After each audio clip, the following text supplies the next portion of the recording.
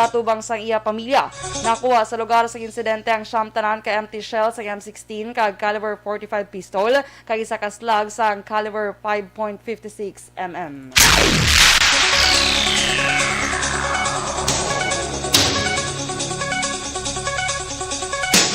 Ginakabig naman ni 303rd Brigade Commander Army Brigadier General Inocencio Pasaporte ng isa ka desperate move sa marebelding NPA ang pagpatay kay Kagu Active Auxiliary Cirilo Paderna. Sino kay Pasaporte hindi makatawo ang ginhimo sa makatapos ang teroristang CPP-NPA sa biktima kay ang pagpamatay pa sa inosente nga sibilyan bago nagapakita lamang ini na wala pulos ang ila organisasyon. Ginpahayag man ni Pasaporte nga naluoy ini sa iban pa nga mga miyembro sa communist terrorist group bangod na dula ng ila spiritual kag moral values sa pagpakig-away nga wala sang direksyon.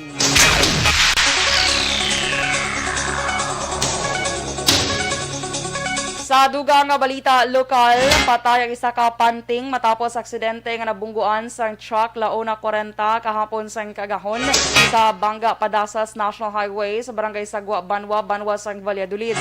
Ang biktima ang ginkilala kay John Francis Jake Perez, residente sa barangay Talok, syudad sang Bago.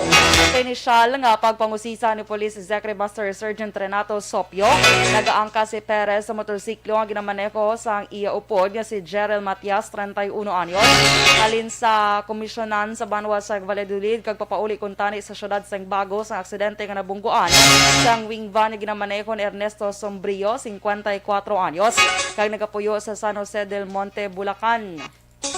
Giningagaw pa kuntani nga madala kay pabulong sa Bago City Hospital si Perez apang ini ang gindeklarar ni Dr. Ariano Togonon nga dead on arrival.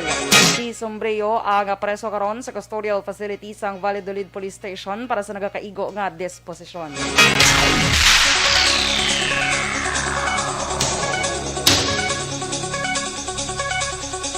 Sa bilog nga bulan sa Agosto, ang Bacolod City Police Office nagpatigayon sang 17 ka police operation batok sa PD 1602 kag PD 449 kung illegal nga panahon. Nagresulta ini sa pagkaresto sa 57 ka persona nga nagahampang sang hantog, baraha kag illegal nga pabulang. 32 nga kaso ang napasaka sa kote sa 3,811 pesos nga taya ang ilan na recover kag mga gambling paraphernalia ang ilan na presenta sa kote bilang ebidensya. Sa plan katok nga kampanya sa Bacolod City Police Office, anom karmas luthang ang voluntaryo ginsungka sa kapulisan. Ang mga performance kag accomplishments ng kapulisan ang gindayaw ni Bacolod City Director Police Colonel Manuel Placido.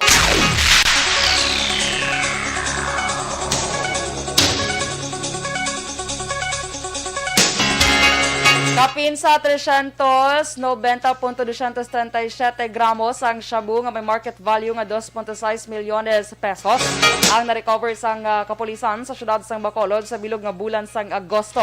Sa 48 ka police operation sa 60 ka street level drug personalities, ang ilan na aresto kag duwadri ang newly identified individual. 89 ka mga kaso ang ilan na pasaka sa kote sa paglapas sa Republic Act 9165. Sa wanted person, 54 ka police operation ang ilagin patigayon nga nagresulta sa pag-aresto sa 11 ka most wanted person. Samtang 43 ka mga wanted person nga may nagkalain-lain nga kaso ang ilan na aresto. Pero kay Bacolod City Director Police Colonel Manuel Placido, hindi maguntat ang kapulisan sa ila kampanya kontra illegal nga pagpanahor apisar nga nagapadayon ang pamahog sang COVID-19.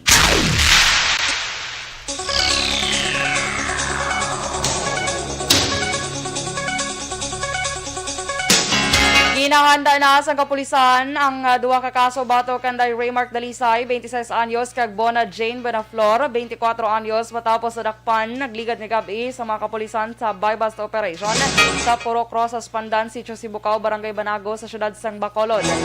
Kay Police Captain Paul Vincent Pendon pagi sa gintingom nga puwersa sa mga kapulisan sa idalom sang PDE-GSOU sa Police Station 2. Tigayon nga naaresto sa Dalisay kag Benaflor matapos na aktuhan baligya sa ginasuspetsohan shabu. Na-recover sa motoridad ang ginabulubanta 15 gramos sa ginasuspetsohan shabu nga may dangerous drugs board value nga 102,000 ka pesos. Sanday Dalisay kag Benaflor ang preso karon sa custodial facility sang Police Station 2 ka nagapatubang sa kaso nga paghupot kag pagbaligya sang illegal nga droga.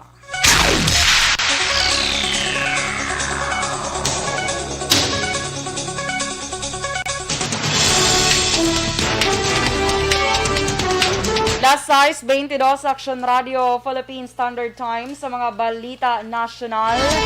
Pilipinas naka-record sa masobra 20,000 kakaso sa COVID-19 sa isa lamang kaadlaw.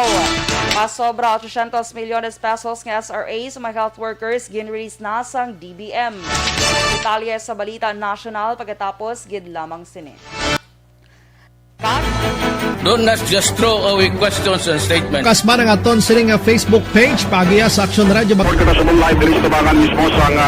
Ladies and gentlemen, this is Aksyon Radio Bacolod. Aksyon Radio Bacolod, number 1.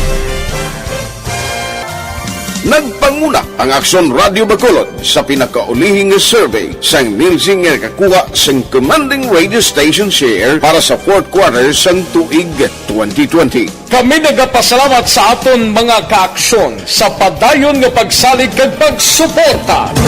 DYEZ Aksyon Radio Bacolod, number 1 with 40.10% radio station share. Number 2, Bombo Radio, 38.70%. Number 3, RMN Bacolod, 14.50%. Aksyon Radio Bacolod, number 1. During this crisis, the result of the survey proves that Aksyon Radio Bacolod serves the public best and will continue to give you the best broadcasting activities. Madamo nga salamat mga kaaksyon for making us number 1. Aksyon Radio Bacolod, number 1.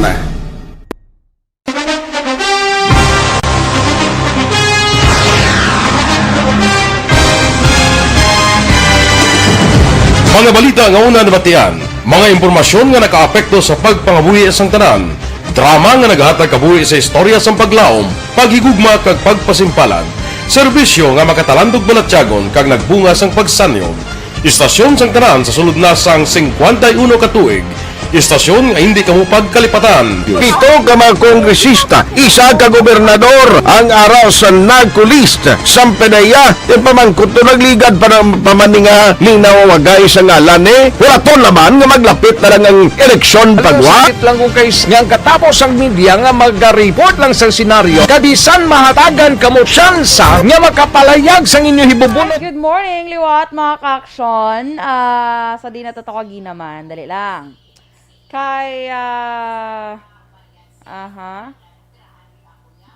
hindi lang. Kadoyaw. Kapangita ka damo. Naglik comment. Anyway, kay Aida Alunan. Dili na katawagin na. Hindi, Ma'am Luing. Okay.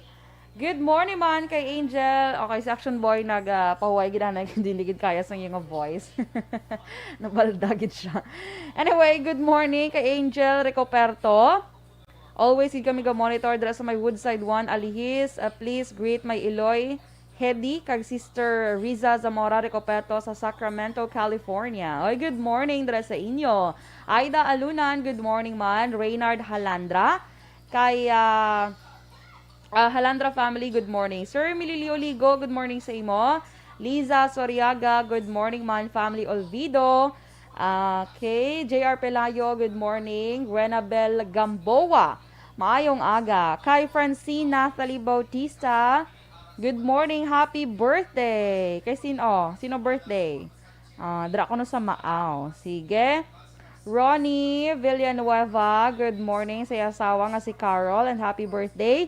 Sa bata nga si Ron Daniel, God bless. Happy birthday, Ron Daniel. Ninita Ramirez Tumimbang, good morning man. Have a nice day. Kaya Pinky Teruel, good morning. Good morning man kay Miss Homa Lumena. Kirina Villaflor, good morning sa imo dira sa Pandanon DSB. Jack Pinunggan, good morning man. Jocelyn, mayong aga kay Kirina, ginagreet niya sila ni Papa Ferdinand Villaflor, Tatay Armando Ibanez, Nanay Lilia Ibanez, Mamang Lolita Dialagdon, Papang Jose, Aldrich, John Apil, always ga-monitor sa Aksyon Radio. Family Ibanez Villaflor, sa Santa Rosa, Murcia, kag Rifuela Dialagdon, sang Pandanon DSB. Mayong aga dira sa inyo. And blessed morning man kuno kay mama niya, Jinky Dialagdon, sang Arizona, USA. Romel Galio, good morning man. Wilfredo Shapok, good morning. Dira sa may Antipolo City. Philip Isulat, good morning sa Buen Retiro, Talisay. Dolores Malvas, good morning man. Josette Magua de los Reyes, mayong aga. Kay Deborah Robnia, good morning. Maria Teresa Opelenia, maayong aga. Miles Verano, Juancho Alvior, good morning. Kaya Che Zamora, maayong aga man. Toto Dolor, good morning. Kay Nanay Elsa Barillas, dira sa Sunedco, Cabancalan City. Uy, mayong aga sa tanan nga taga Cabancalan. Antonio Lo, good morning na Parirenos. Okay. Sige, good morning, girl. Leo Talaban sang Morsha, sang La Castellana, good morning man. Kay Kagawad Milagros Alit, good morning man sa imo. May lang nga pagpamati. Kay manang Caripol, o kon Christ, Caripol Tanatan, dra sa may San Enrique, good morning. Si Ronaldo Galinea or Halinea Humayaw, good morning. Pag-greet ko mga apo ko, Dada Guapa, kag si Ina Tambok Guapa. Good morning sa inyo dira. Okay, so sige. Good morning pagid kay sa tanan gali nga staff sa Toreno Resort bala. Pasalamatan na namon sa ilang maayo nga serbisyo. Sa dito sa DSB. And thank you man gali kay Miss Jinky Dialagdon sa iya ginahatag. And of course, sa tanan nga mga EFC members, mga ka-aksyon, good morning sa inyo. Thank you so much. Okay? Sige. So, 110 days before Christmas, mga ka-aksyon, kag 117 days before year 2022. No, diba? Lapit na lang. Lapit na lang mag-2022. So, election season na naman. Actually, start na sa buong election season, good man. So wala pa nakaparehistro, bala mga ka-aksyon, parehistro na kamo kay matapos na sa September 30 ang voters registration. So wala na inaasang extension as of now, hambal sang COMELEC. Okay? Kaya mag-start naman niya ang filing sa COC sa So October 1 to October 1 to 8, I think. So, sige, kasadya, sa mga ka-aksyon bilang nagapagita sang gusto liwaliwahan, nga nami, fresh air, nami, sang Toreno Resort. Well recommended, good siya. Okay? Sa Aksyon JM, para pa si Aksyon JM. Okay na? Sige. Stand by for Balita National.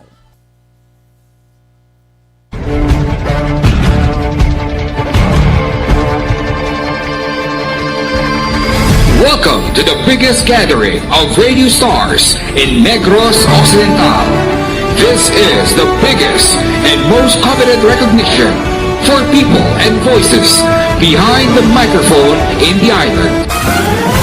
Liwat nga nagbaton sang pagpasidungog ang mga katapo kag programa sang Aksyon Radyo Bacolod sa ginpatigayon nga tingog kag Handurawan Awards 2021.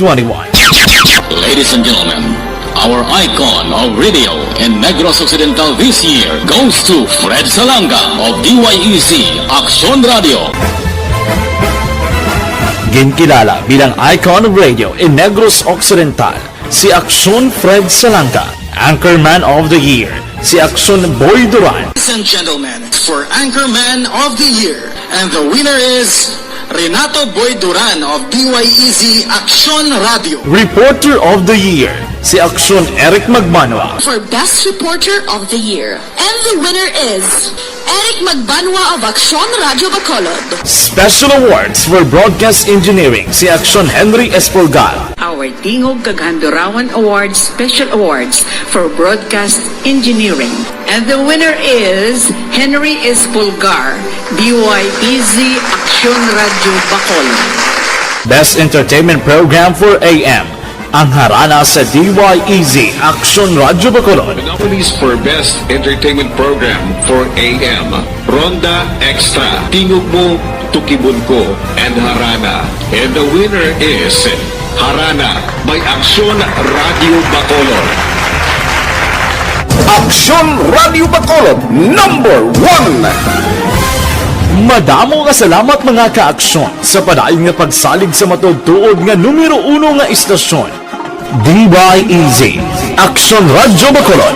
Aksyon Radio Bacolod #1.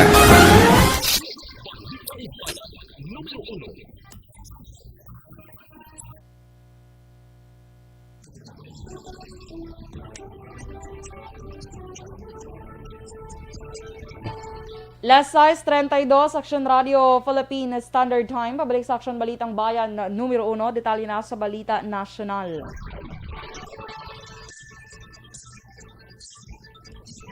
Naka-record ang Pilipinas sa 20,019 kabagong nga kaso sa COVID-19 nga nagdala sa kabilugan nga 2,080,984 ka kaso.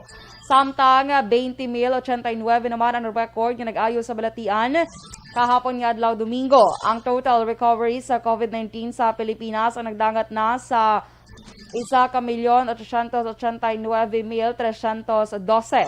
Naglabot naman sa 173 ang na-report na nagkalamatay bangod sa COVID-19 kag ang death toll ang nagdangat sa karon sa 34,234. Ang aktibong kaso sa COVID-19 sa Pilipinas ang yara sa 157,438. Gin-release na sa Department of Budget and Management o DBM ang duga nga 888.12 milyones pesos sa Department of Health para ibayad sa Special Risk Allowance o SRA sa mga eligible nga public ag private healthcare workers o HCWs nga nagtrabaho sa pandemya sa COVID-19. Sa pahayag sa DBM, sakop sa SRA umpisa Disyembre 30, 2020 tubtob Hunyo 30, 2021. Ginkuha ang pondo sa Miscellaneous Personal Benefits Fund and Unprogrammed Appropriations sa idalom sa fiscal year 2021 General Appropriations Act. Sa karon, yara sa 1.2 bilyones pesos ang na-release na sa DBM para sa SRA sa mga health workers. Yan pa siguro naman sa DBM ang mga health workers na gilayon nga ipagwa ang pondo para mabayaran ng SRA kay iban pa nga benepisyo.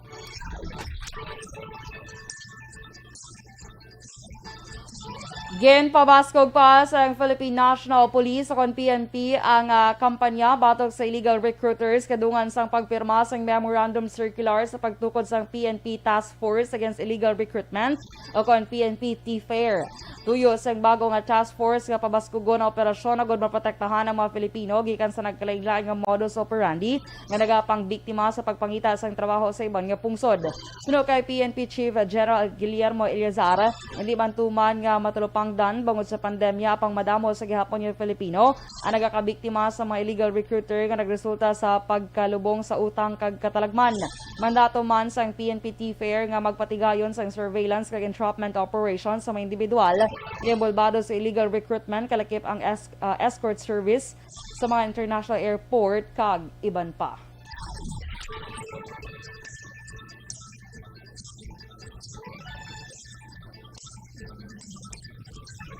Do ka nga eksena sa pelikula ang ginhimo nga pagtabog sang duha ka FA-50 aircraft sang Philippine Air Force sa isa ka foreign aircraft nga nagasulod sa Philippine Air Defense Identification Zone o PADIZ sadtong nakaligad nga Huwebes sang aga.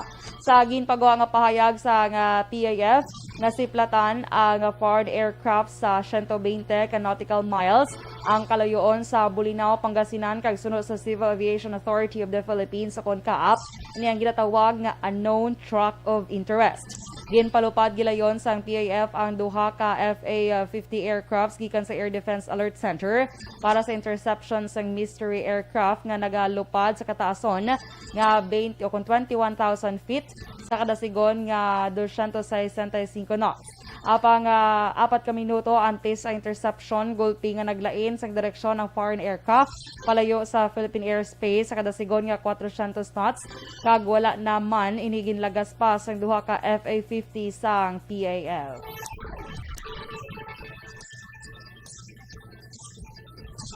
$347 ka mga distressed overseas Filipino workers kung OFWs ang nagpauli sa Pilipinas ka nagligad nga adlaw sang Sabado.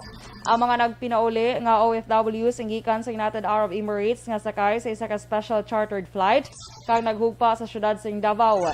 Sula kay Foreign Affairs Undersecretary Sara Lu Ariola, ang bayad sa mga special flights ang ginkuha sa pondo sa Department's Assistant to Nationals o ATN. Nagpasalamat naman si Ariola sa UAE sa bulig nga ilagin palabot sa Embahada sa Pilipinas sa Abu Dhabi kag Consulate General sa Abu Dhabi. Ang mga repatriated OFWs ang ginpaidalom sa health and safety protocols sa pisar nga nagnegatibo na sa COVID-19 antes ang paghalin sa UAE. Sa kabilugan, nagdangat na sa 6.230 ang kadamuon sa mga repatriated OFWs gikan sa UAE.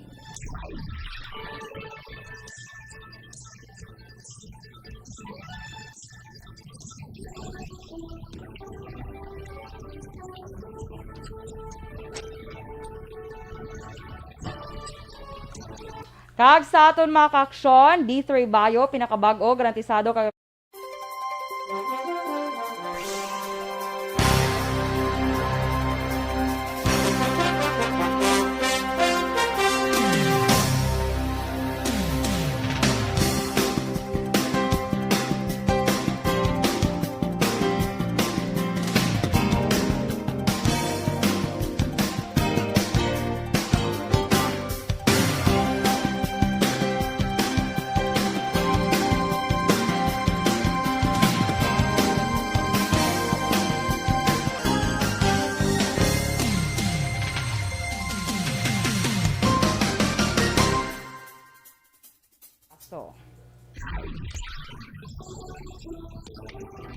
Last 6:38 Aksyon Radio Philippine Standard Time kag inyo nabatian ang bugos nga detalye sa Aksyon Balitang Bayan Numero 1 karon nga adlaw Lunes, September 6, 2021. Sa ngalan ni Aksyon Boy Duran, ini naman sa AksyonDorel Cabatu. Una sa balita, una sa Aksyon sa Bacolod, Aksyon Radio.